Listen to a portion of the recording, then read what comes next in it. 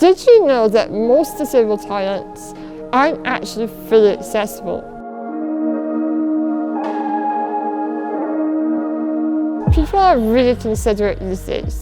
I love when I hold to a venue and they tell me all about accessibility and ask me if I need anything. But when people say we have a disabled toilet, I have to fight the urge to roll my eyes or go on a rant.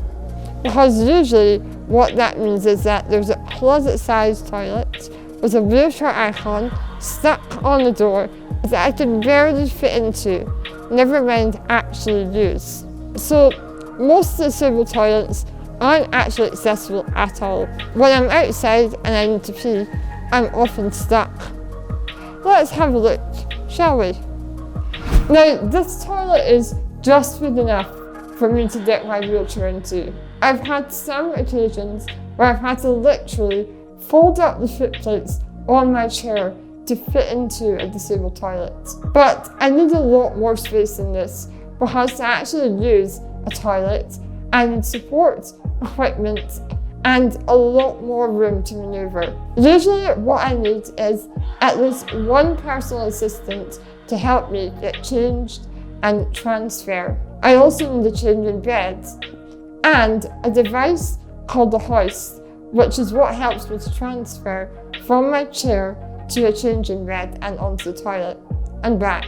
Now, there's only just enough room for my wheelchair to maneuver in this space, so we definitely couldn't have any of the other equipment or the support that I mentioned. The only time I actually use these disabled bathrooms is to check my hair and makeup. Sometimes the mirror isn't even in the right place for me to actually do that.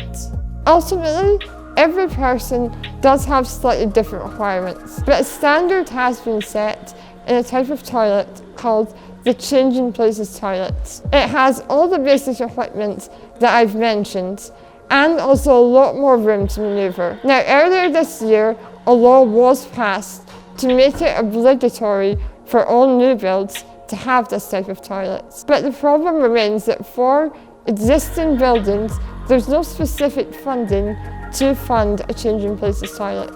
But there are options out there, such as SSE community grants, the Lottery Fund, and organisations who help with corporate responsibility initiatives. Crowdfunding is also a fantastic way to raise money and get a lot more awareness while you're doing that. The problem remains that most buildings just don't have toilets that I can use. It's really unfair, and it means that I have to either take trips back home, be dehydrated, or just not go out that often. At the end of the day, we're all human and we all need to pee.